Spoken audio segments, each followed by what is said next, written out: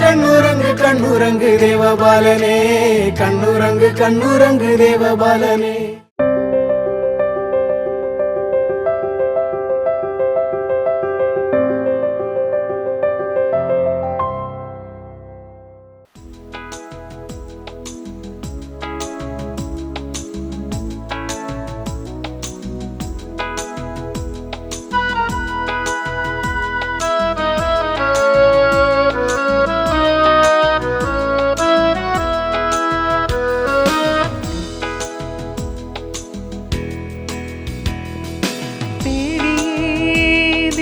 வருகிறார், தன்னையே நாளும் தருகிறார், தோள்களில் நம்மை தாங்குவார், துயரில் அவர் தேற்றுவார், சுமைகளை சுகங்களாக மாற்றுவார், வளமுடன் வாழும் வழியை காட்டுவார், சுமைகளை சுகங்களாக மாற்றுவார், வளமுடன் வாழும் வழியை காட்டுவார்.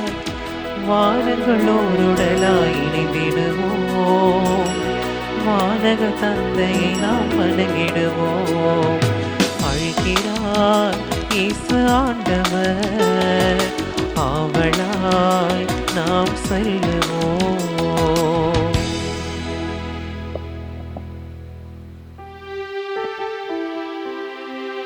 தந்தை மகன் தூயாவின் பெயராலே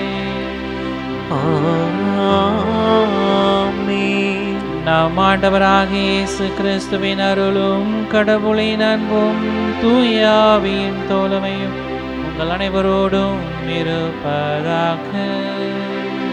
உம் ஆன்மாவோடும் இருப்பதாக.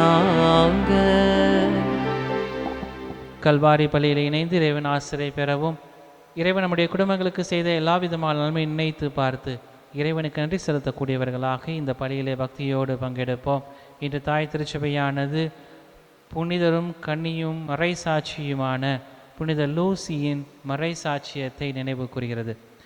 நம்முடைய வாழ்க்கை எப்படிப்பட்ட ஒரு வாழ்க்கையாக இருக்க வேண்டும், அல்லது கடவுளுக்கு உகந்த ஒரு வாழ்வை எப்படி வாழ வேண்டும் என்பதை புனித லூசி நமக்கு கற்றுத்தரக்கூடியவராக இருந்தார். அப்படிப்பட்ட ஒரு விண்ணக பிறப்பை கொண்டாடும் இந்த நாளில் நாம் இறைவனுக்கு உகந்தவர்களாக, நம்மை அர்ப்பணிக்கக்கூடியவர்களாக வாழ இத்திருப்பலியிலே சிறப்பாக ஜெபிப்போம். இறைவனுக்கு எதிராக செய்த எல்லா விதமான குற்றங்கள் குறைகளை எல்லாம் நினைத்து பார்த்து என்னிடத்திலே மன்னிப்பை வேண்டுவோம்.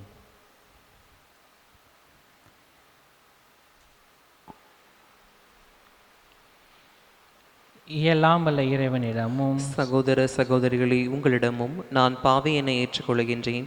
ஏனெனில் என் சிந்தனையாலும் சொல்லாலும் செயலாலும் கடமையில் தவறியதாலும் பாவங்கள் பல செய்தேன். என் பாவமே என் பாவமே என் பெரும் பாவமே. ஆகையால் எப்போதும் கன்னியான புனித மரியாவையும் வானதூதர் புனிதர் அனைவரையும், சகோதர சகோதரிகளே உங்களையும் நம் இறைவனாகிய ஆண்டவரிடம் எனக்காக வேண்டிக் கொள்ள மன்றாடுகின்றேன். இயலாமல இறைவன் நம்மீது இரக்கம் வைத்து நம் பாவங்கள் குற்றங்கள் குறைகள் பலவீனங்கள் அனைத்தையும் மன்னித்து நம்மை நிறைவான மகிழ்ச்சியான வாழ்வுக்கு அழைத்துச் செல்வாராக. ஆமீன்.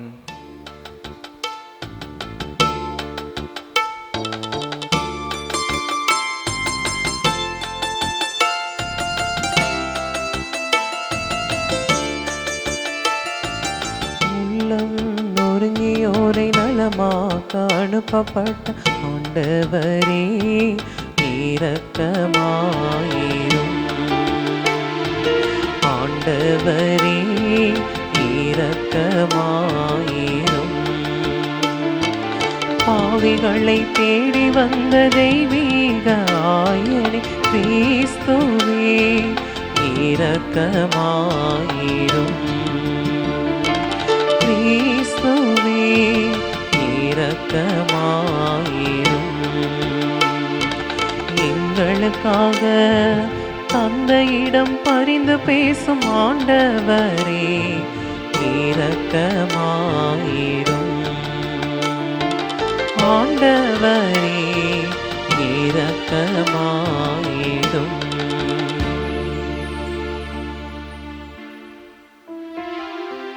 மன்றாடுவோமாக. ஆண்டவரே, கண்ணியும் மறை சாட்சியுமான புனித லூசியின் மாட்சிக்குரிய பரிந்துரை எங்களுக்கு புதிய இதயத்தை தந்தருள உம்மை வேண்டுகின்றோம்.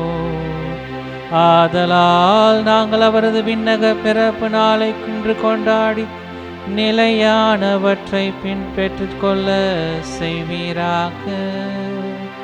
உம்மோடு தூயாவியானவரின் ஒன்றைப்பில் இறைவனாய் என்றென்றும் வாழ்ந்து ஆட்சி செய்கின்றவர் வழியாக உம்மை மன்றாடுகின்றோம்.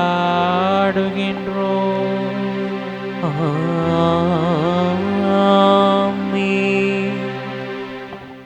எலியா மீண்டும் வருவார். சீராக்கின் ஞான நூலிலிருந்து முதல் வாசகம். அதிகாரம் 48. இறை வார்த்தைகள் 1 தொடங்கி 4 முடிய மற்றும் 9 தொடங்கி 11 முடிய. இறைவாக்கினர் எலியா நெருப்பு போல் எழுந்தார். தீவெட்டி போல் அவருடைய சொல் பற்றி எரிந்தது. மக்கள் மீது பஞ்சம் வரச் செய்தார். தம் பற்றார்வத்தால் அவர்களை எண்ணிக்கையில் சில்லறையாக்கினார். ஆண்டவருடைய சொல்லால் வானம் பொழிவதை நிறுத்தினார். மும்முறை நெருப்பு விழச் செய்தார். எலியாவே, உம்முடைய வியத்தகு செயல்களில் நீர் எத்துணை மாட்சிக்குரியவர். உமக்கு இணையாய் யார் பெருமை பாராட்டக்கூடும்? தீச்சூறாவளியில் நெருப்பு குதிரைகள் பூட்டிய தேரில் நீர் எடுத்து கொள்ளப்பட்டீர். ஆண்டவருடைய சினம் சீற்றமாய் மறுமுன் அதை தணிப்பதற்கும் தந்தையின் உள்ளத்தை மகனை நோக்கி திருப்புவதற்கும் யாக்கோப்பின் குளங்களை மீண்டும் நிலைநிறுத்துவதற்கும் குறித்த காலங்களில் நீர் கடந்து கொள்வீர் என்று எழுதப்பட்டுள்ளது. உம்மை கண்டவர்களும் உமது அன்பில் துயில் கொண்டவர்களும் பேறு பெற்றவர். நாமும் வாழ்வது உறுதி. ஆண்டவரின் அருள்வாக்கு. இறைவனுக்கு நன்றி. பதிலுரை பாடல். திருப்பாடல் 80 பல்லவி. கடவுளே, உமது முக ஒளியை காட்டி எம்மை மீட்டருளும்.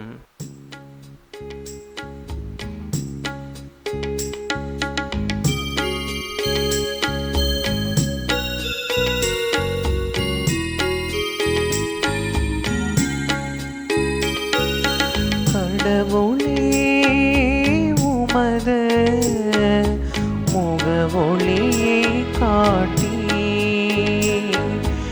எம்மை மீட்டருளும். கடவுளே, உமது முக ஒளியை காட்டி எம்மை மீட்டருளும். இஸ்ரவேலின் ஆயரே செவிசாயும். யோசேப்பை மந்தையென நடத்தி செல்கின்றவர்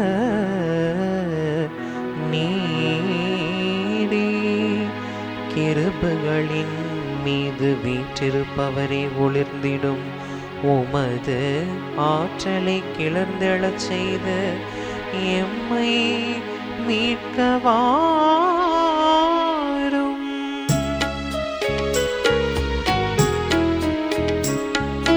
கடவுளே, உமது முக ஒளியை காட்டி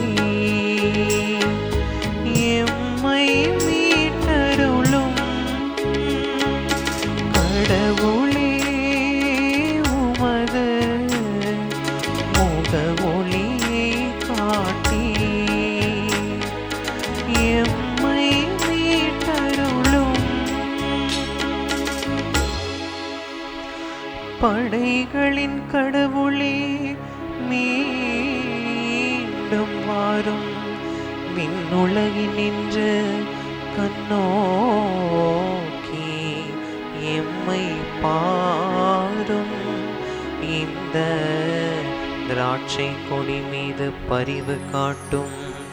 உமது வழக்கை நட்டு வைத்த கிளையை, உமக்கென நீர் வளர்த்த மகவை காத்தருளும். உமக்கென நீர் வளர்த்த மகவை காத்தருளும்.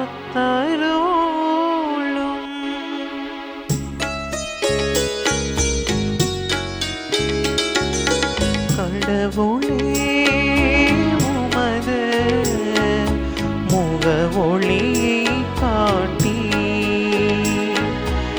எம்மை மீட்டருளும். கடவுளே, உமது முக ஒளியை காட்டி எம்மை மீட்டருளும்.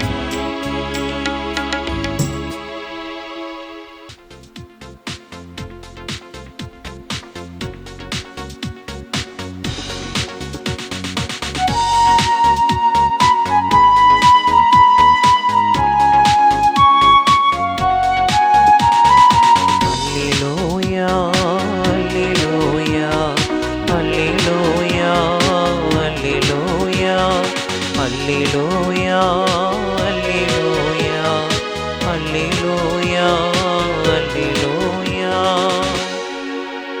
ஆண்டவருக்காக வழியை ஆயத்தமாக்குங்கள், அவருக்காக பாதை செம்மையாக்குங்கள். மனிதர் அனைவரும் கடவுள் தரும் மீட்பை காண்பர். அல்லேலூயா,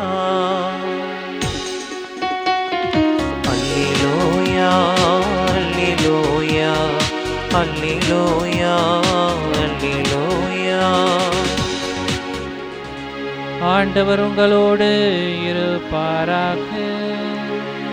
உம்மான்மாவோடும் இருப்பாராக.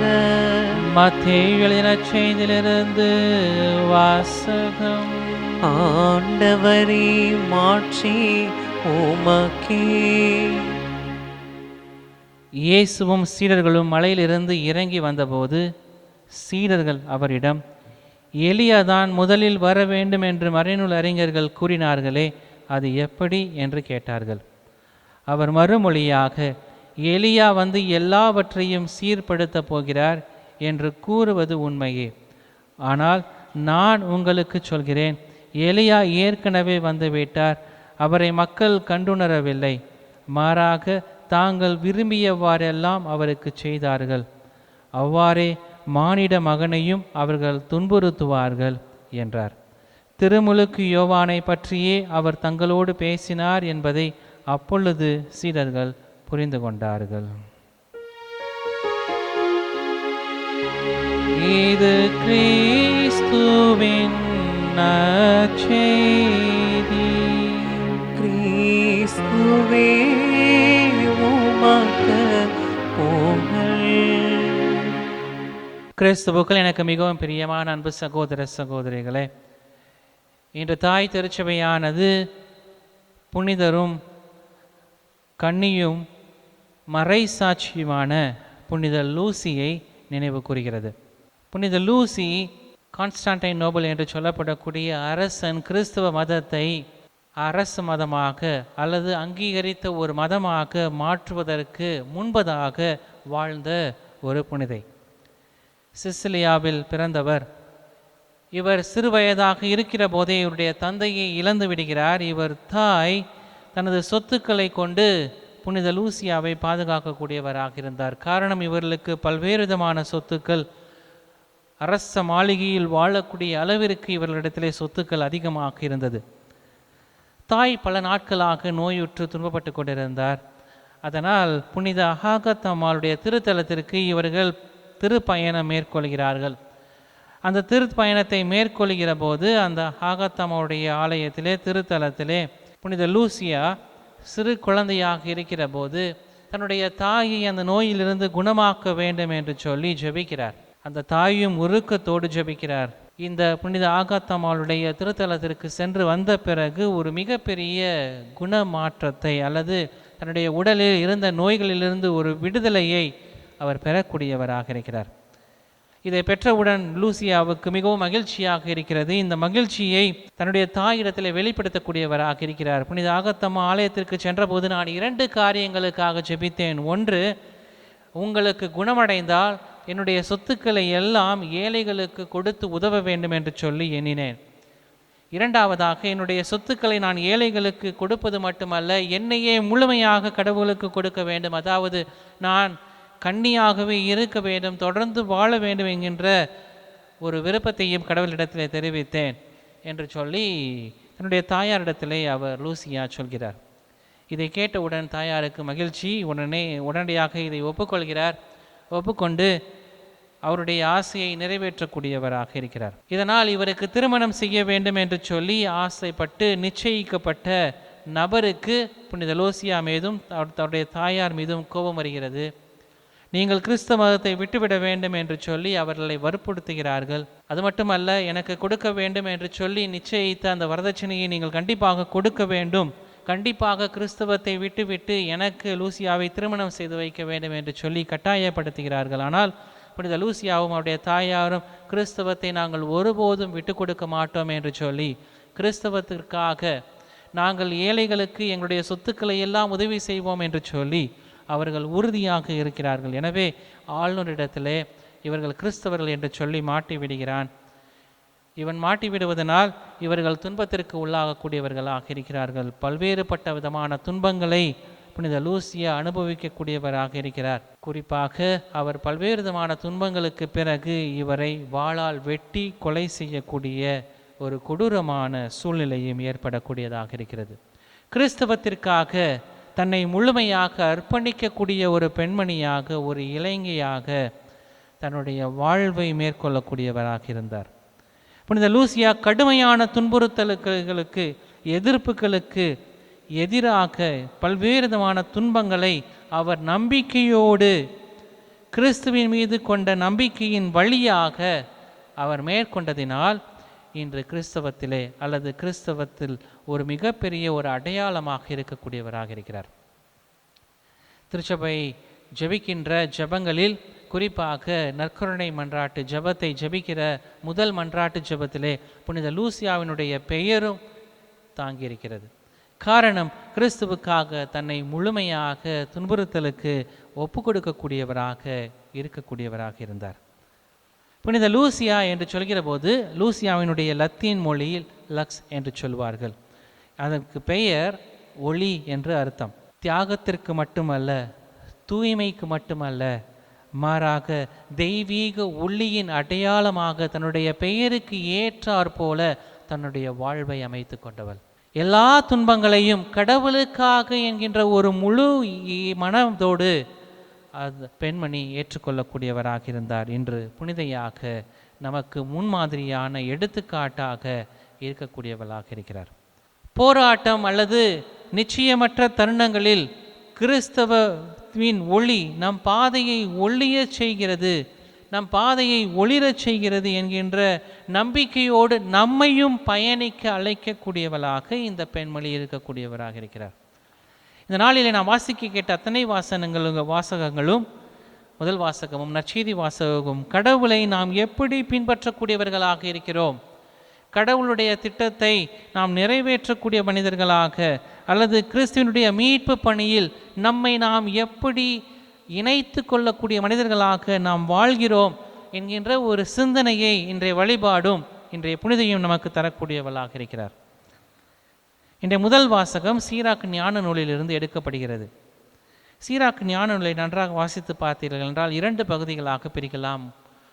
2வது பகுதியிலே, முதல் பகுதியிலே பல்வேறு விதமான ஞான சிந்தனைகள், சீராக் தன்னுடைய ஞான வழியாக பெற்ற அனைத்து விதமான கடவுளுடைய சிந்தனைகளை எல்லாம் பகிரக்கூடியவராக இருப்பார். 2வது பகுதியிலே பல்வேறு விதமான இறைவாக்கினர்களை பற்றி அவர் தன்னுடைய நூலிலே குறிப்பிட்டு சொல்லக்கூடியவராக இருப்பார். இன்றைய முதல் வாசகம் 2வது பகுதியிலிருந்து எடுக்கப்படுகிறது. பல இறைவாக்கினர்களை சுட்டி காட்டுகிற போது எலியா இறைவாக்கினரை பற்றியும் அவர் புகழாரம் சூடக்கூடியவராக இருக்கிறார். எலியா இறைவாக்கினரை புகழ்ந்து பாடக்கூடிய ஒரு சூழ்நிலையை அவர் சுட்டி காட்டக்கூடியவராக இருக்கிறார். அதை கவிதை வடிவிலே அவர் இன்றைய முதல் வாசகமாக கொடுக்கின்றார். இன்றைய முதல் வாசகத்திலே புனித எலியா நெருப்பு போல எழுந்தார் என்று சொல்லி அவர் சொல்கிறார். நெருப்பு போல எழக்கூடியவராக இருந்தார். எலியாவுடைய வாழ்க்கையை நாம் பார்க்கிற போது எலியாவுக்கும் நெருப்புக்கும் நெருங்கிய சம்பந்தம் உண்டு. அவர் தன்னுடைய வாழ்விலே நெருப்பை போல செயல்படக்கூடியவராக இருந்தார். எல்லா காரியங்களிலும் கடவுளுக்கு உகந்த காரியங்களை அவர் எடுத்து சொல்லக்கூடியவராக, ஒரு வீரத்தோடு அவர் செயல்படக்கூடியவராக, அவருடைய சொல்லும் செயலும் நெருப்பை வெளிப்படுத்தக்கூடிய அடையாளங்களை கொண்டதாக இருக்கக்கூடியதாக இருக்கிறது. குறிப்பாக பாகால் இறைவாக்கினர்களுக்கு எதிராக அவர் செயல்படுகிற போது அவர் நெருப்பை கொண்டு அவர் நிரூபிக்கக்கூடிய நிகழ்வும் ஏற்படக்கூடியதாக இருக்கிறது. நமக்கு நன்றாக தெரியும், பாகால் அந்த வழிபாட்டை அந்த மக்கள் பின்பற்றிய போது எலியா இறைவாக்கினர் என்ன செய்தார் என்பது நமக்கு நன்றாக தெரியும். பனி போல உறைந்து கிடந்த அவருடைய உள்ளங்களை நெருப்பு கொண்டு அவர் உருகக்கூடிய ஒரு சூழ்நிலையை செய்யக்கூடியவராக இருந்தார். இதனால் நெருப்பு குதிரையின் பூட்டிய தேரிலே அவர் மேலே எடுத்துக்கொள்ளக்கூடிய ஒரு சூழ்நிலையும் ஏற்படுகிறது. நற்செய்தி வாசகத்திலே உருமாற்ற நிகழ்வுக்கு பிறகு நடக்கின்ற ஒரு நிகழ்வை நற்செய்தியாளர் அழகாக சுட்டி காட்டுகிறார். மலையிலே பேதுருவும் யாக்கோப்பும் யோவான் ஆகிய 3 சீடர்களும் உருமாற்ற நிகழ்வை பார்த்த பிறகு அவர்கள் கீழே வந்து, அவர்கள் எலியா தான் முதலில் வர வேண்டும் என்று மறைநூல் அறிஞர்கள் கூறுகிறார்கள், அது எப்படி என்று சொல்கிறார்கள். காரணம், அவர்கள் உருமாற்ற நிகழ்வின் போது எலியாவையும் மோசேயையும் அங்கு காணக்கூடியவர்களாக இருக்கிறார்கள். அப்போது எலியா அங்கு இருக்கிறார் என்றால் எலியா ஏற்கனவே வந்துவிட்டாரா இல்லையா என்கின்ற சந்தேகம் அவர்களுக்குள் எழுகிறது. அந்த சந்தேகத்தை தீர்த்து கொள்வதற்கு எலியா தான் முதலில் வர வேண்டும் என்று மறைநூல் அறிஞர்கள் கூறுகிறார்களே, அது எப்படி என்று சொல்லி அவர்கள் ஒரு கேள்வியை இயேசுவிடத்திலே எழுப்புகிறார்கள். எலியா தான் முதலில் வர வேண்டும் என்கின்ற கேள்விக்கு இயேசு என்ற இறை வார்த்தையின் வழிவாக நமக்கு அழகாக சுட்டி காட்டக்கூடியவராக இருக்கிறார். எலியா ஏற்கனவே வந்துவிட்டார், ஆனால் நீங்கள் அவரை உணர்ந்து கொள்ளவில்லை என்று சொல்லி அந்த சீடர்களுக்கு மறைமுகமாக சொல்கிறார். மறைமுகமாக சொன்னதிலிருந்து இந்த சீடர்கள் அவர் திருமுழுக்கு யோவானை பற்றி தான் சொல்கிறார் என்பதை அவர்கள் அறிந்து கொள்ளக்கூடியவர்களாக இருக்கிறார்கள். இந்த இறை வார்த்தை வழிபாடு நமக்கு கற்றுத்தருவது என்ன? கிறிஸ்துவின் இறையியலாக இன்றைய வாசகங்கள் நமக்கு சுட்டி காட்டுவது என்ன? இயேசுவின் மீட்பு பணி பற்றி நமக்கு அழகாக இன்றைய வாசகங்கள் நமக்கு விளக்குகிறது. அரசியல் இராணுவ எதிர்ப்பிலிருந்து, பல்வேறு விதமான துன்பங்களிலிருந்து அவர் தன்னை வெளிப்படுத்தக்கூடியவராக புனித லூசியா செயல்படக்கூடியவராக இருந்தார். இயேசுவும் பல்வேறு விதமான துன்பங்களுக்கு மத்தியில் அவர் தன்னை வெளிப்படுத்தக்கூடிய மனிதராக இருக்கிறார்.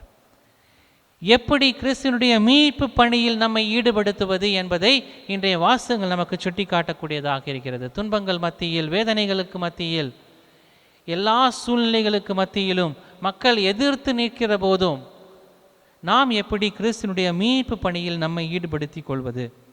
2 விதமான வழிகளை இன்று நற்செய்தி நமக்கு சுட்டி காட்டுகிறது. ஒன்று, அன்பின் கட்டளைகளுக்கு கீழ்ப்படிதல். அன்பின் கட்டளைகளுக்கு கீழ்ப்படிதல். மத்தேயு நற்செய்தி அதிகாரம் 22 இறைவசனங்கள் 40 வரை நாம் பார்க்கிறோம். உங்கள் முழு இதயத்தோடும் ஆன்மாவோடும் மனதோடும் இறைவனை அன்பு செய்வதும் நம்மை போலவே நமது அயலாரை அன்பு செய்வதும் என்கின்ற ஒரு கட்டளை நமக்கு தரப்படுகிறது. அன்பின் கட்டளையின் வழியாக நாம் கீழ்ப்படிதல். அன்பின் கட்டளையின் வழியாக நாம் கீழ்ப்படிதல். கிறிஸ்துடைய மீட்பு பணி என்பது நாம் கடவுள் நமக்கு கொடுத்த அந்த கட்டளைகளை நாம் கடைபிடிப்பது அல்லது கீழ்ப்படிதலோடு வாழ்வது. இன்று 3 விதமான அன்புகளை பற்றி நாம் பார்க்கிறோம். ஒன்று, செயலின் அன்பு. நாம் நம்முடைய செயல்களில் நம்முடைய அன்பை வெளிப்படுத்தக்கூடியவர்களாக இருக்க வேண்டும். நமக்கு நன்றாக தெரிந்த நல்ல சமாரியன் ஓமை லூக்கா நற்செய்தி அதிகாரம் 10 இறைவசனங்கள் 25 முதல் 37 வரை வாசித்தீர்கள் என்றால் நல்ல சமாரியனோட ஓமை. நம்முடைய அன்பு என்பது ஏதோ வார்த்தையின் வழியாக இருக்கக்கூடாது, மாறாக செயலின் ஆற்றலின் வழியாக இருக்க வேண்டும் என்பதை இயேசு சுட்டி காட்டுகிறார். மன்னிப்பின் மூலம் அன்பு. மத்தேயு நற்செய்தி அதிகாரம் 18 இறைவசனங்கள் 21, 22 வாசிக்கிற போது பேதுரு இயேசுவிடத்தில் எத்தனை முறை நான் பிறரை மன்னிக்க வேண்டும் என்கின்ற ஒரு கேள்வியை கேட்கிறார். வரம்பற்ற முறை, 7 முறை அல்ல 70 முறை என்று சொல்லி இயேசு சொல்கிறார் என்றால் வரம்பற்ற முறை அல்லது வரம்பற்ற முறைக்கு நாம் பிறரை மன்னிக்க வேண்டும், மன்னிப்பின் மூலம் அன்பை செலுத்த வேண்டும் என்பதை இயேசு சுட்டி காட்டக்கூடியவராக இருக்கிறார். மூன்றாவதாக கீழ்ப்படிதலான அன்பு. யோவான் நற்செய்தியாளர் அதிகாரம் 14 இறைவசனங்கள் 15 அழகாக சொல்கிறார், இயேசு, நீங்கள் என் மீது அன்பு கொண்டிருப்பது என் கட்டளைகளை கடைபிடிக்கிறீர்கள் என்பதற்கான அடையாளம். நீங்கள் என்னை அன்பு செய்கிறீர்கள் என்றால் என்னுடைய கட்டளைகளையும் கடைபிடிக்கிறீர்கள் என்று அவர் சுட்டிக்காட்டக்கூடியவராக இருக்கிறார். நீங்கள் என் மீது அன்பு கொண்டிருந்தால் என் கட்டளைகளையும் கடைபிடிப்பீர்கள் என்று சொல்லி கீழ்ப்படிதலின் வழியாக நாம் கடவுளை அன்பு செய்கிறோம் என்பதை அவர் சுட்டி காட்டுகிறார். அன்பின் வழியாக நாம் கடவுளை பின்பற்றக்கூடியவர்களாக இருக்கிறோம். கடவுளுடைய மீட்பு பணிகளை நம்மை இணைத்து கொள்ளக்கூடியவர்களாக இருக்கிறோம். இதுதான் இன்றைய புனிதை நமக்கு கற்றுத்தரக்கூடியவராக இருக்கிறார். கடவுளை எவ்வாறு அன்பு செய்தாரோ அதே போல மக்களையும் அன்பு செய்ய வேண்டும் என்று சொல்லி தன்னுடைய சொத்துக்களை எல்லாம் ஏழைகளுக்கும் எளியவர்களுக்கும் கொடுக்கக்கூடிய ஒரு மனப்பான்மையோடு அவர் செயலாற்றக்கூடியவராக இருந்தார். தனது அன்பை, கடவுள் மீது கொண்ட அன்பை பிறரோடு இணைத்து கொள்ளக்கூடியவராக இருக்கிறார். அன்பின் கட்டளைகளுக்கு கீழ்ப்பிடிந்து வாழக்கூடிய ஒரு சூழலை புனித லூசியா தன்னுடைய வாழ்விலை எடுத்து சுட்டி காட்டக்கூடியவராக இருக்கிறார். அதுதான் இறைவாக்கினர் எலியாவும் தன்னுடைய வாழ்விலே அன்பின் வழியாக ஒருவர் தவறு செய்தால் என்றால் அவர்கள் தவறு செய்கிறார்கள் என்பதை சுட்டி காட்டி அவர்களை மனமாற்றுவதற்கான ஒரு முயற்சியை அன்பின் வழியாக மேற்கொள்ளக்கூடியவராக இருந்தார். அதுதான் இன்றைய முதல் வாசகத்திலே சீராக் ஞான நூல் எலியா நெருப்பு போல எழுந்து தன்னுடைய சொற்களின் வழியாக மக்கள் மீது அவர் பல்வேறு விதமான காரியங்களை செய்து அவர்களை உணரச் செய்யக்கூடியவராக இருந்தார். அவர்களை உணர்த்தி அவர்களை மாற்று வழியில் அழைத்து செல்லக்கூடியவராக இருந்தார் என்று சொல்லி அவர் சுட்டி காட்டுகிறார். இரண்டாவதாக, நாம் கிறிஸ்துவின் மீட்பில் நம்மை ஈடுபடுத்துவது என்பது திருச்சபையின் போதனைகளுக்கு நாம் கடைபிடித்து வாழக்கூடிய ஒரு சூழல். திருச்சபை என்பது கிறிஸ்துவனுடைய மறை உடலாக செயல்படக்கூடியதாக இருக்கிறது. திருத்தூதர் பணி 2ஆம் அதிகாரம் 42வது வசனத்திலே, திருத்தூதர் கற்பித்தவற்றிலும் நட்புறவிலும் அப்பம் பிடுவதிலும் இறை வேண்டலிலும் உறுதியாக நிலைத்திருந்தார்கள். அவர்கள் தொடர்ந்து வாழ்ந்தார்கள். இயேசு எதையெல்லாம் கற்பித்தாரோ, எதையெல்லாம் அவர்களுக்கு சுட்டி காட்டினாரோ, எதையெல்லாம் அவர்களுக்கு ஜெபிக்க கற்றுக் கொடுத்தாரோ அதிலெல்லாம் நிலைத்திருக்கக்கூடியவர்களாக இருந்தார்கள். இதை தான் புனித லூசியா தன்னுடைய வாழ்விலை பின்பற்றக்கூடியவராக இருந்தார். தன்னுடைய வாழ்விலே கடவுளுக்காக தன்னை முழுமையாக அர்ப்பணிக்கக்கூடிய ஒரு மனநிலையோடு 2ஆம் 3ஆம் நூற்றாண்டுகளிலே இந்த கிறிஸ்தவ மதத்தை அங்கீகரிக்கப்படாத ஒரு சூழ்நிலையில் எப்படிப்பட்ட ஒரு சூழ்நிலையில் இந்த திருத்தூதர்கள் இருந்தார்களோ அப்படிப்பட்ட ஒரு சூழ்நிலையில் தான் இந்த புனித லூசியாவும் தன்னுடைய வாழ்வை பயணிக்கக்கூடியவராக இருந்திருப்பார்.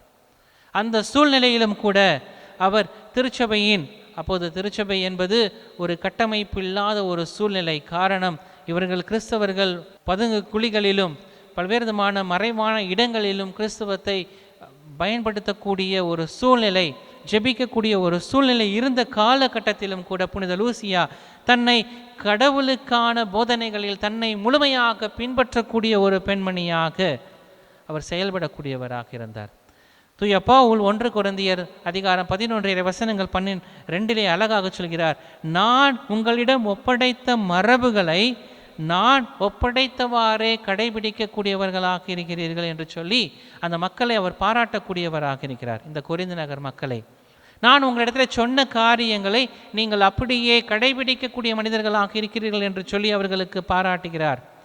நாம் பல நேரங்களிலே மரபுகளை கேள்விக்குள்ளாக்கக்கூடியவர்களாக இருக்கிறோம். மரபுகள் என்று சொன்னால் நம்முடைய வழிபாட்டு முறையாக இருக்கட்டும், அல்லது நமக்கு இருக்கக்கூடிய செயல்பாடுகள், திருச்சபையினுடைய புனிதர்கள் அல்லது புனிதர் இந்த திருவருகை காலம், தபக்காலம் என்று சொல்லப்படக்கூடிய காலங்கள், இதில் நாம் செய்யப்படக்கூடிய பல்வேறு விதமான பக்தி முயற்சிகள், இவற்றையெல்லாம் நாம் பல நேரங்களிலே கேள்விக்குள்ளாக்கக்கூடியவர்களாக இருக்கிறோம். கிறிஸ்துவின் பிறப்பு விழாவை வருடம் வருடம் நாம் கொண்டாட வேண்டுமா, அல்லது நாம் கிறிஸ்துவனுடைய இறப்பை வருட வருடம் நினைவு கூற வேண்டுமா என்றெல்லாம் பல்வேறு விதமான கேள்விகள். ஆனால் இந்த மரபுகளை கேள்விக்கு உட்படுத்தப்படுவதற்கல்ல, மாறாக மரபு வழியாக நம்மிடம் ஒப்படைக்கப்பட்ட அந்தவற்றை நாம் தொடர்ந்து கடைபிடிக்கக்கூடிய மனிதர்களாக நாம் செயல்படக்கூடியவர்களாக இருக்கிறோமா என்பதை தான் இன்றைய வழிபாடு நமக்கு ஒரு சிந்தனையின் அழைப்பாக கொடுக்கக்கூடியதாக இருக்கிறது. இந்த திருத்தூதர்கள் அல்லது இந்த மக்கள் அல்லது இந்த சீடர்கள் அல்லது இந்த பரிசேயர்கள் சதுசேயர்கள் எலியா வருவார் என்று சொல்லி எதிர்பார்த்து கொண்டிருந்தார்கள். காரணம், அவர் நெருப்பின் வழியாக எடுத்துக்கொள்ளப்பட்டார், மீண்டும் வருவார் என்கின்ற ஒரு நம்பிக்கை அந்த மக்கள் இடத்தில் இருந்தது. அது ஒரு மரபின் அடிப்படையில். ஆனால் அந்த மரபை அவர்கள் நம்பினார்கள். ஆனால் அவர்கள் எதிர்பார்த்தது வந்தபோது அவர்கள் ஏற்றுக்கொள்ளவில்லை. திருமுழுக்கு யோவானை அவர்கள் ஏற்றுக்கொள்ளவில்லை. அவர்கள் கொல்லக்கூடியவர்களாக இருக்கிறார்கள். எலியா என்ன செய்தாரோ அதுதான் திருமுழுக்கு யோவான் செய்யக்கூடியவராக இருந்தார். எலியா எதற்காக பல்வேறு விதமான துன்பங்களை அனுபவிக்கக்கூடியவராக இருந்தாரோ அந்த காரணத்திற்காக தான் திருமுழுக்கு யோவானும் பல்வேறு விதமான துன்பங்களை அனுபவிக்கக்கூடியவராக இருந்தார். இறையாட்சி வந்துவிட்டது, கிறிஸ்து ஒருவரே என்று சொல்லி அறிவித்த இந்த திருமுழுக்கு யோவானை போலதான் எலியாவும் யாவே ஒருவர்தான் கடவுள் என்று சொல்லி அறிவிக்கக்கூடியவராக இருந்தார். இந்த மரபுகளை எல்லாம் நாம் தொடர்ந்து பின்பற்றி வரக்கூடியவர்களாக இருக்கிறோம். திருச்சபையினுடைய போதனைகளை எந்த அளவுக்கு நாம் பின்பற்றக்கூடியவர்களாக இருக்கிறோம். திருத்தந்தையாக இருந்த மறைந்த பெனடிக்ட் அழகாக சொல்வார், மரபுகள் என்பது நமக்கு கொடுக்கப்பட்ட ஒரு வரம். அது திருச்சபையின் வழியாக நமக்கு கொடுக்கப்பட்டிருக்கிறது. அதை திருச்சபையின் வழியாக, போதனைகளின் வழியாக, திருத்தூதர்கள் வழியாக, வழி மரபினர்கள் வழியாக நாம் பெற்றிருக்கிறோம். அதை நாம் கடைபிடிக்கின்ற போது கிறிஸ்துவினுடைய திருச்சபையினுடைய ஆசீர்வாதத்தை, முழு ஆசீர்வாதத்தை நாம் பெறக்கூடியவர்களாக இருக்கிறோம் என்று சொல்கிறார். நாம் கிறிஸ்துவினுடைய போதனைகளுக்கு எப்படி பின்பற்றுகிறோமோ அப்படி தான் திருச்சபையினுடைய போதனைகளையும் நாம் பின்பற்றக்கூடியவர்களாக இருக்க வேண்டும்.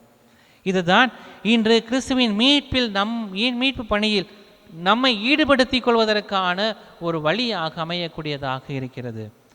இதைதான் இன்றைய வாசகங்கள் புனித லூசியா நமக்கு கற்றுத்தரக்கூடியவராக இருக்கிறார்.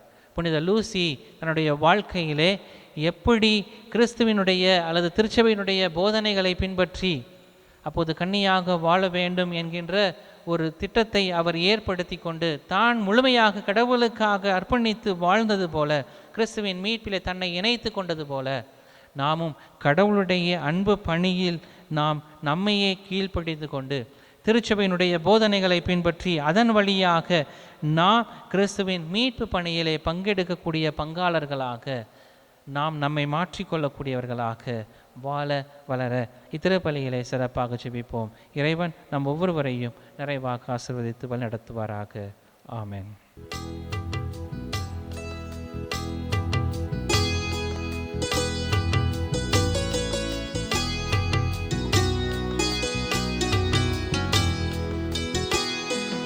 விழியாத பொழுதென்று வீங்கிடும் விழியோடு ஏங்கிடும் மாந்தரிங்கே,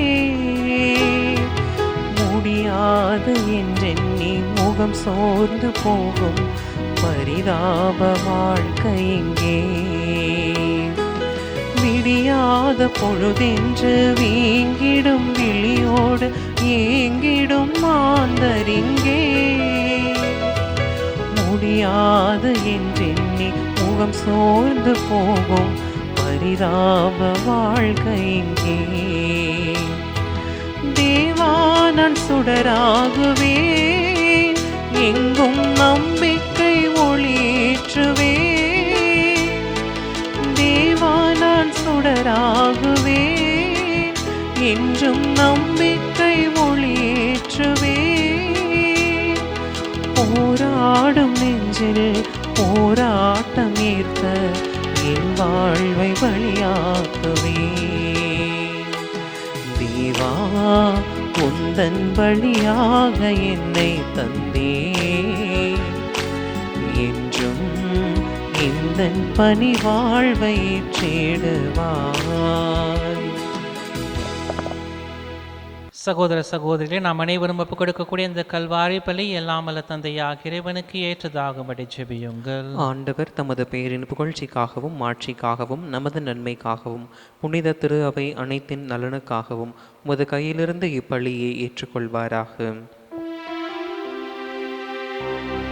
ஆண்டவரே, லூசி என்னும் புனிதையை கொண்டாடும் நாங்கள் உமக்கு கையளிக்கும் காணிக்கைகளை ஏற்றருள உம்மை வேண்டுகின்றோம்.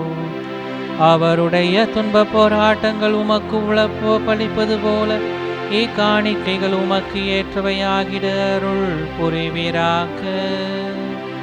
எங்கள் ஆண்டவராகிய இயேசு கிறிஸ்து வழியாக உம்மை மன்றாடுகின்றோம். ஆமென். ஆண்டவர் உங்களோடு இருப்பாராக. உம்மாவோடும் இருப்பாராக. இதயங்களை மேலே எழுப்புங்கள். ஆண்டவரிடம் எழுப்பியுள்ளோம். நம் இறைவனாகிய ஆண்டவருக்கு நன்றி கூறுவோம். அது தகுதியும் நீதியும் ஆனதே.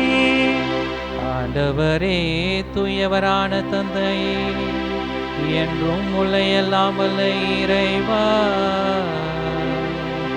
என்னாலும் எவ்விடத்திலும் நாங்கள் உமக்கு நன்றி செலுத்துவது மெய்யாகவே தகுதியும் நீதியுமாகும்.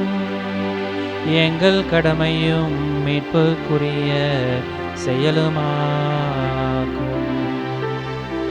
ஏனெனில் மறை சாட்சியான புனித லூசியின் பெருமை அடைவதால் நீர் மாட்சி அடைந்து உமது பெயரை அறிக்கையிட்டு கிறிஸ்துவை பின்பற்றி இரத்தம் சிந்தி மாண்புமிக்கவும் அருள் பெறும் செயல்களை உலகறிய காட்டுகின்றீர். இவ்வாறு நீர் எங்கள் ஆண்டவராகிய கிறிஸ்து வழியாக எங்கள் வலுவின்மையில் உமது வல்லமை சிறந்தோங்கச் செய்து வலுவற்றவர்களை உமது ஆற்றல் மிகு சாட்சிகளாக திகழ செய்கின்றீர். ஆகவே விண்ணகத்திலும் மண்ணகத்திலும் உள்ள அனைத்தும் உம்மை தொழுது வணங்கி புதியதொரு பண்பாடி வான தூதர்களின் அணிகள் அனைத்தோடும் நாங்கள் அனைவரும் சேர்ந்து முடிவின்றி பறைசாற்றி மகிழ்வதாவது.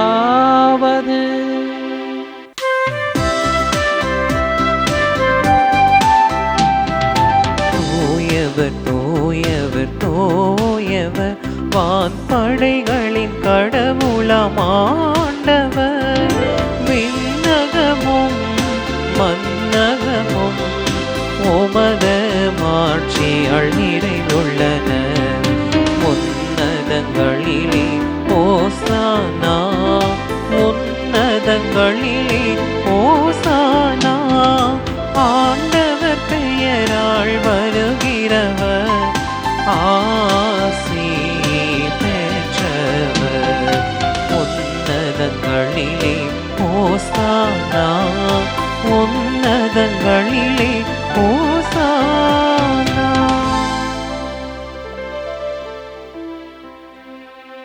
ஆண்டவரே, நிர்மையாகவே தூயவர், தூய்மை அனைத்திற்கும் ஊற்று.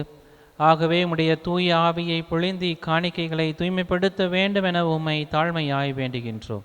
இவ்வாறு எங்கள் ஆண்டவர் இயேசு கிறிஸ்துவின் உடலும் இரத்தமுமாக எங்களுக்கு இவை மாறுவனவாக.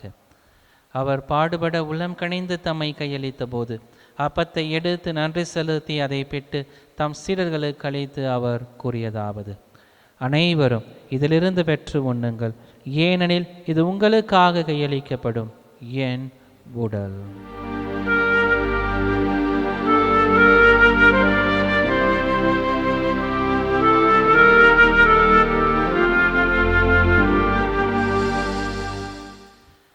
அவ்வண்ணமே இரவு விருந்து அருந்திய பின் கிண்ணத்தையும் எடுத்து மீண்டும் உமக்கு நன்றி கூறி தம் சீடர்களுக்கு அளித்து அவர் கூறியதாவது: அனைவரும் இதிலிருந்து பெற்று பருகுங்கள், ஏனெனில் இது புதிய நிலையான உடன்படிக்கை கூறிய என் இரத்தத்தின் கிண்ணம்.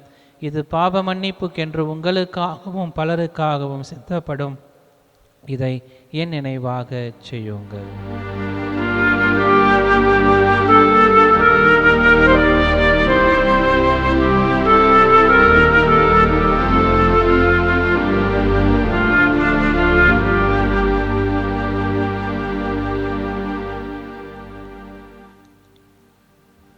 நம்பிக்கையின் மறைபொருள். ஆண்டவரே, நீர் வருமளவும் உமது இறப்பினை அறிக்கையிடுகின்றோம். உமது உயிர்ப்பினையும் எடுத்துரைக்கின்றோம். ஆகவே ஆண்டவரே, நாங்கள் கிறிஸ்துவின் இறப்பினையும் உயிர்ப்பினையும் நினைவு கூர்ந்து வாழ்வு தரும் அப்பத்தையும் மீட்பளிக்கும் கிண்ணத்தையும் உமக்கு ஒப்புக் கொடுக்கின்றோம். உம் திருமுன்னின்று ஊழியம் புரிய தகுந்தவர்கள் என எங்களை ஏற்றுக்கொண்டீர். எனவே உமக்கு நன்றி செலுத்துகின்றோம். மேலும் கிறிஸ்துவின் உடலிலும் இரத்தத்திலும் பங்கு கொள்ளும் எங்களை தூய ஆவியானவர் ஒன்று சேர்க்க வேண்டுமென உம்மை தாழ்மையுடன் மன்றாடுகின்றோம். இறைவா, உலகெங்கும் பரவியிருக்கும் அது திரு அவையை சிறப்பாக எங்களுடைய திருத்தந்தை லியோ, எங்கள் ஆயர் ஆரோக்கியராஜ், ஏனைய ஆயர்கள், திருப்பணியாளர்கள், துறவியர், புதுநிலையினர், உமக்கு சொந்தமான மக்களாகிய அனைவரையும் அன்பிலும் விசுவாசத்திலும் உறுதி பெறச் செய்திருளும். இங்கு குடியிருக்கும் எங்கள் ஒவ்வொருவரையும் உம்முடைய அன்பின் நிறைவை அடைய செய்திருளும். மேலும் உயிர் தெழுவோம் என்கின்ற எதிர்நோக்கோடு துவில் கொள்ளும் எங்கள் சகோதர சகோதரிகளையும் இறந்தோர் அனைவரையும் இரக்கத்துடன் நினைவு கூர்ந்து உமது திருமுக ஒளியினுள் ஏற்றருளும். எங்கள் அனைவர் மீதும் இரக்கமாயிரும். கடவுளின் கன்னித்தாயான மாட்சிமிக்க மரியாள், அவருடைய அன்பு கணவரான புனித யோசேப்பு, புனித திரு தூதர்கள், மறை சாட்சியர், இன்று நாங்கள் விழா கொண்டாடக்கூடிய மறை சாட்சியான கன்னியான புனித லூசியா, இவ்வுலகில் உமக்கு உகந்தவராய் வாழ்ந்த புனிதர் அனைவருடனும் நாங்கள் நிலை வாழ்வில் தோழமை கொண்டு உம் திருமகன் இயேசு கிறிஸ்து வழியாக உம்மை புகழ்ந்தேத்தும் வரமருள உம்மை மன்றாடுகின்றோம்.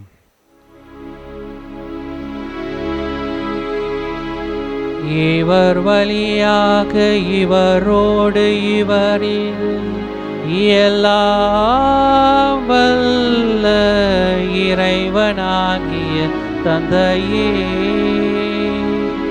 தூய ஆவியாரின் ஒன்றிப்பில் எல்லா புகழும் மாட்சியும் என்றென்றும் உமக்கு உரியதே. ஆமீன், ஆமீன், ஆமீன்.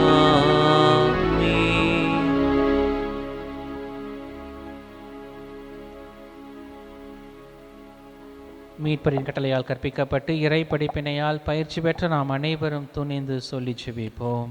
விண்ணுலகில் இருக்கின்ற எங்கள் தந்தையே, உமது பெயர் தூயது என போற்ற பெறுக. உமது ஆட்சி வருக. உமது திருவுளம் விண்ணுலகில் நிறைவேறுவது போல மண்ணுலகிலும் நிறைவேறுக. எங்கள் அன்றாட உணவை இன்று எங்களுக்கு தாரும். எங்களுக்கு எதிராக குற்றம் செய்வோரை நாங்கள் மன்னிப்பது போல எங்கள் குற்றங்களை மன்னியும். எங்களை சோதனைக்குட்படுத்தாதேயும், தீமையிலிருந்து எங்களை விடுவித்தருளும். ஆண்டவரே, தீமைகள் அனைத்திலுமிருந்தும் எங்களை விடுவித்து எங்கள் வாழ்நாளில் அமைதியை கனிவுடனருள உம்மை மன்றாடுகின்றோம். உமது இரக்கத்தின் உதவியால் நாங்கள் பாவங்களிலிருந்து எப்போதும் விடுதலை பெற்று யாதொரு கலக்கமின்றி நலமாயிருப்போமாக.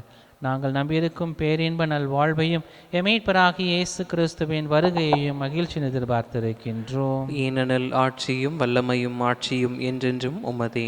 ஆண்டவராகிய இயேசு கிறிஸ்துவே, அமைதியை உங்களுக்கு விட்டுச் செல்கிறேன், என் அமைதியையே உங்களுக்கு அளிக்கிறேன் என்றுடைய திருத்துதர்களுக்கு மொழிந்தீரே. எங்கள் பாவங்கள், குற்றங்கள், குறைகள், பலவீனங்களை எல்லாம் பாராமல் உடைய திருச்சபையின் எளிய நம்பிக்கையை கண்ணோக்கி எங்கள் உள்ளங்களுக்கு, குடும்பங்களுக்கு அமைதியையும் ஒற்றுமையும் மகிழ்ச்சியும் அளித்தருள்ள திருவுளம் கொள்வீராக. என்றென்றும் வாழ்ந்து ஆட்சி செய்கின்றவர் நீரே. ஆமென். ஆண்டவருடைய சமாதானம் உங்களோடு என்றும் இருப்பதாக. உம் ஆன்மாவோடும் இருப்பதாக. ஒருவருக்கொருவர் உறவின் வாழ்த்தை பகிர்ந்து கொள்வோம். உலகின் பாவங்களை போக்கும் இறைவனின் செம்மறியே, எங்கள் மேல் இரக்கமாயிரும். உலகின் பாவங்களை போக்கும் இறைவனின் செம்மறியே, எங்கள் மேல் இரக்கமாயிரும். உலகின் பாவங்களை போக்கும் இறைவனின் செம்மறியே, எங்களுக்கு அமைதியை அளித்தருளும். இதோ இறைவனின் செம்மறி, இவரே உலகின் பாவங்களை போக்குகிறவர். இந்த செம்மறியின் திருவிருந்துக்கு அழைக்க பெற்ற நாம் அனைவரும் பெறு பெற்றோர். ஆண்டவரே, நீர் நிலத்தில் எழுந்தருள நான் தகுதியற்றவன். ஆனால் ஒரு வார்த்தை மட்டும் சொல்லியருளும், எனது ஆன்மா நலமடையும். ஆசை திருவிருந்துக்கான மன்றாட்டு. ஆண்டவரே, நீர் என் இல்லத்தில் எழுந்தருள நான் தகுதியற்றவள். ஆனால் ஒரு வார்த்தை மட்டும் சொல்லியருளும் என்று 100 தலைவன் ஜெபித்தது போல நாங்களும் இப்போது உம் திருப்பாதம் பணிந்து வேண்டுகிறோம். இனிய இயேசுவே, நாங்கள் தகுதியற்றவர்களாய் இருந்தாலும் எங்கள் தகுதியின்மையை பாராமல் நீர் எங்கள் உள்ளங்களில் எழுந்து வாரும். உம் அன்பிலும் அருளிலும் நாங்கள் நிலைத்திருக்க எம்முள் எழுந்து வாரும். நன்மை செய்வதில் ஆர்வமுள்ளவர்களாய் தீமைகள் அனைத்திலிருந்தும் விடுதலை பெற்றவர்களாய் வாழவும் எங்களை வழிநடத்த வாரும். எல்லா நலன்களாலும் வளங்களாலும் எங்களை நிரப்ப வாரும். ஆமேன். நன்றியோடு மன்றாடுவோமாக. இறைவா, புனித லூசி என்னும் புனிதையை கன்னிமை மாட்சிமை ஆகியவற்றின் இரட்டிப்பு வெற்றியால் புனிதர்கள் மத்தியில் முடிச்சுடி நீரே. இவ்வருளடையாளத்தின் ஆற்றலால் தீமை அனைத்தையும் நாங்கள் துணிவுடன் மேற்கொண்டு விண்ணக மாட்சிக்கு வந்து சேர எங்களுக்கு அருள் புரிவீராக. எங்கள் ஆண்டவராகிய கிறிஸ்து வழியாக உம்மை மன்றாடுகின்றோம். ஆமென். ஆண்டவர் உங்களோடு இருப்பாராக. உம் ஆன்மாவோடும் இருப்பாராக. எல்லாம் வல்ல இறைவன் தந்தை மகன் தூயாவி நாம் அனைவரையும் நிறைவாக ஆசிர்வதித்து வழிநடத்துவாராக. ஆமென். இறைவனின் அன்பை உணர்ந்தவர்களாக சென்று வாழுவோம். திருப்பலி நிறைவுற்றது. இறைவனுக்கு நன்றி.